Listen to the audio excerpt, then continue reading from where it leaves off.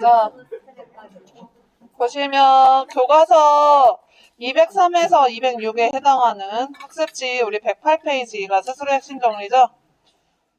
자, 스스로 핵심 정리 108페이지 봅시다. 자, 냉전 체제의 완화 있어요. 냉전 체제의 완화 보시면 여기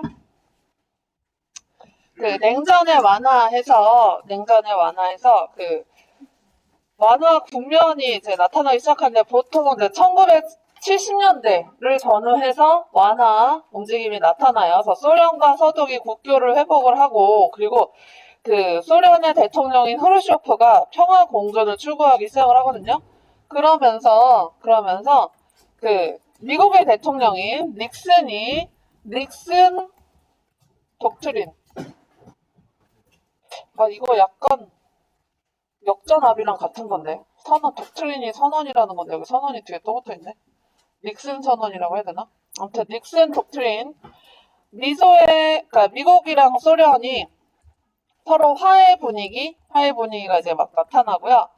그러면서 미소의 전략 무기 제한 협정이 체결돼요. 그러니까 군비 경쟁을 막 하잖아요. 1970년대 후반, 80년대를 전후해서 이 화해 분위기가 막 나타나니까 우리 군비 경쟁 좀 그만할까? 라는 움직임이 나타나기 시작을 합니다. 그래서 그거를 협정으로 체결을 하거든요.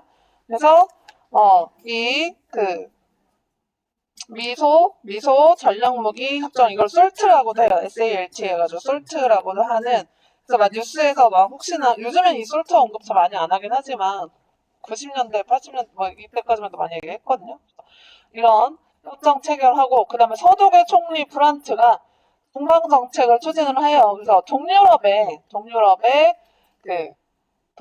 그거 뭐야 공산주의 국가들에게 그 우호적으로 하는 화해하는 그래서 동독이 공산주의였잖아요. 그래서 동독하고도 화해 분위기를 조성을 하게 됩니다. 그런데 완화 국면이 있긴 하지만 위기감도 있긴 있었어요. 1962년 전후로 해서 쿠바 미사일 기지도 있었고 90년대 초에는 이제 동독이 베를린 장벽 건설도 했고 그리고 미국에서 무슨 열풍이 나타나냐면 메카시라고 하는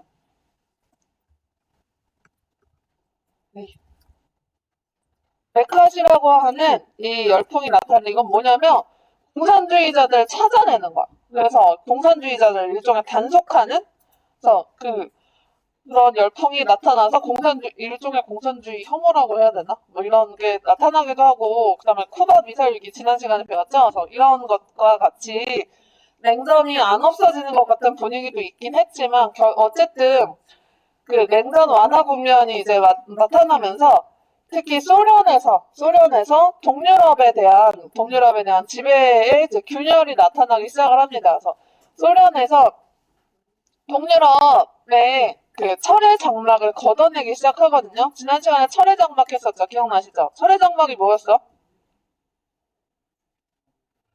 그 사회주의 국가들의 소련이 군대 주둔시켰었잖아요. 그런 거를 이제 걷어내요. 걷어내면서 특히 헝가리, 체코슬로바키아가 반소 민중 봉기가 일어나거든요. 그러니까 소련의 지배력이 약화됐다는 증거가 되는 게 헝가리, 체코슬로바키아에서 소련에 대한 지배에 저항하는 그런 민중 봉기가 나타나면서 동유럽 내에서 그 소련의 지배력이 약해지게 됩니다.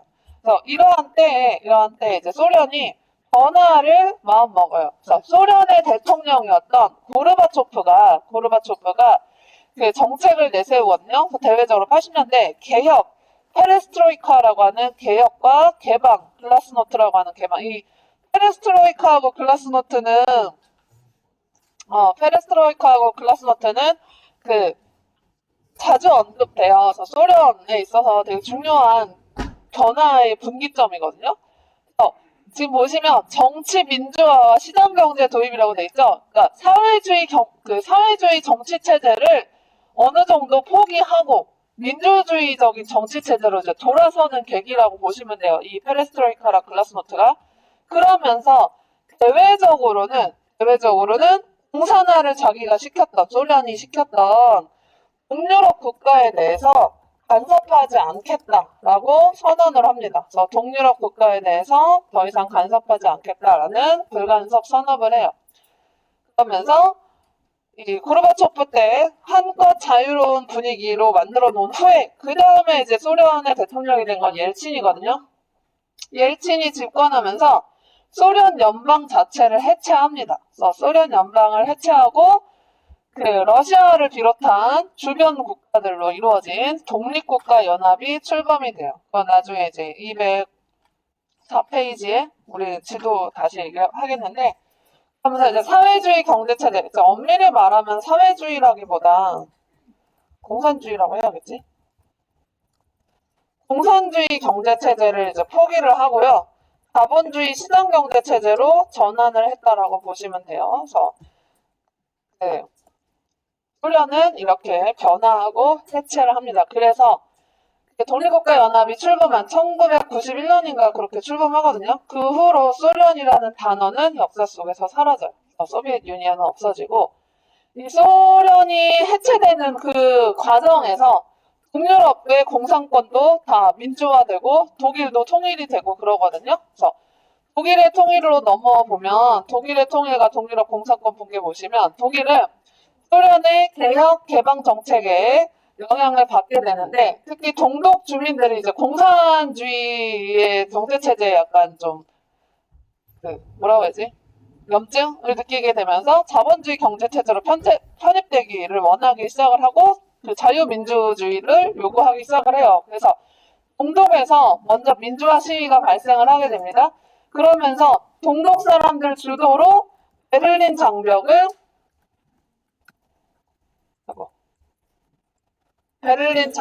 붕괴시켜요.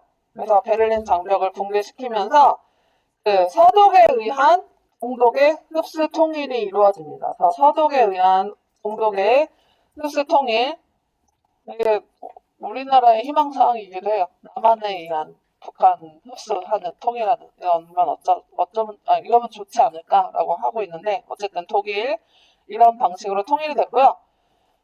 폴란드도 이제 철의 장막이 이제 약화되면서 폴란드에서도 폴란드의 봄이라고 하는 민주화 변화가 나타나거든요.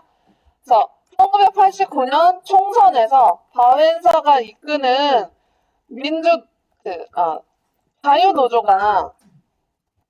자유노조가 승리를 합니다. 자유노조가 승리를 하면서 공산주의가 아닌 경제체제를 추구하는 자유민주주의 정권이 수립이 돼요. 그래서 폴란드가 자유화되고요.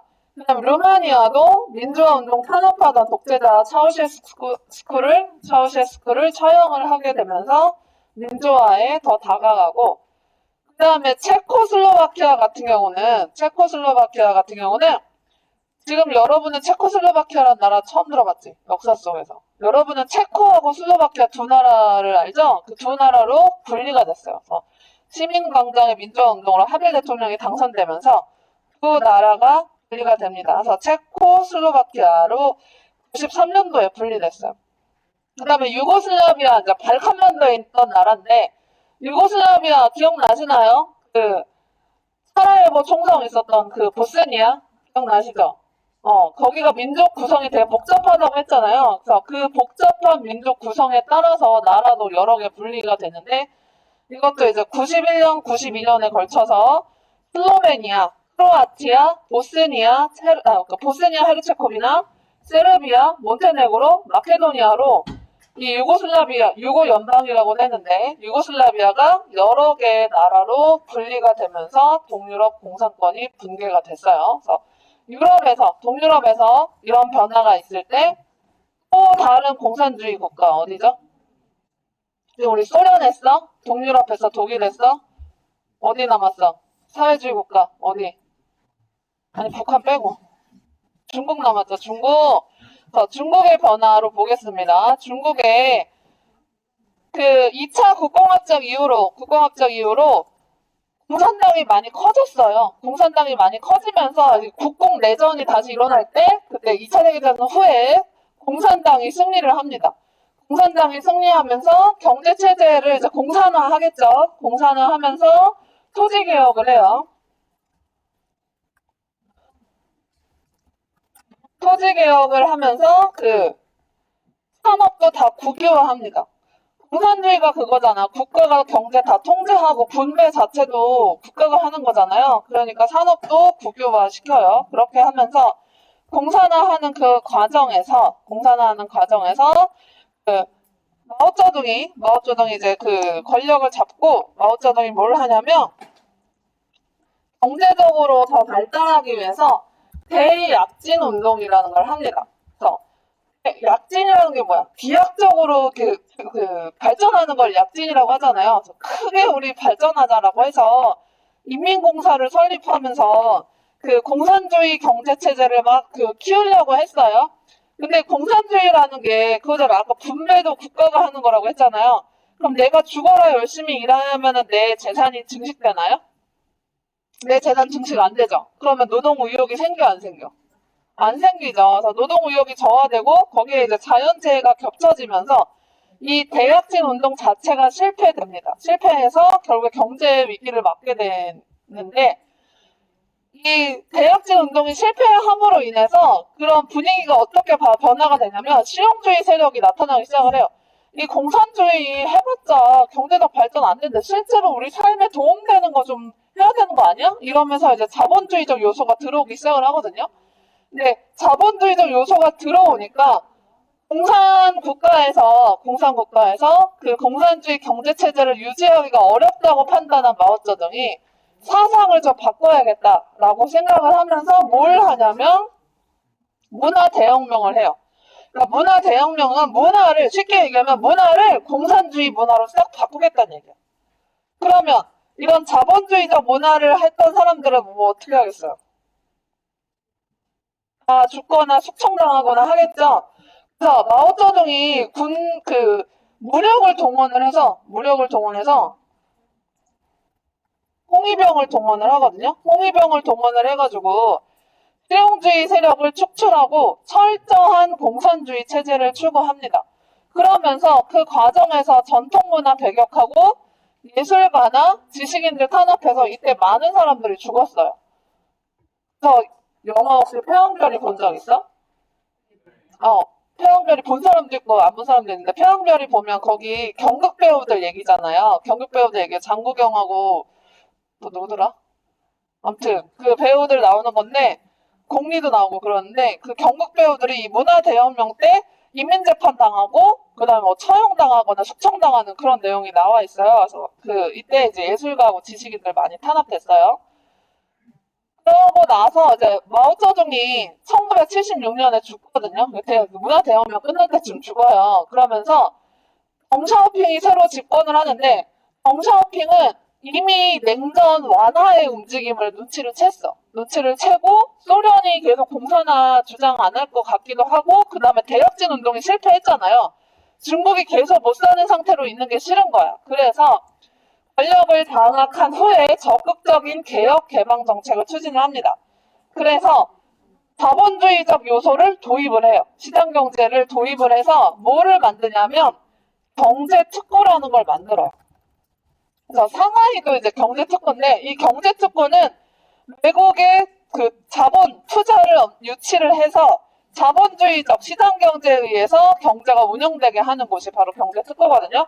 그래서 이 경제 특구를 중심으로 중국이 급속한 경제 성장을 이루게 됩니다. 그런데 중국은 일단 정치가 공산당 일당 독재잖아요. 독재가 이루어지면 뭐가 될 가능성이 높아요.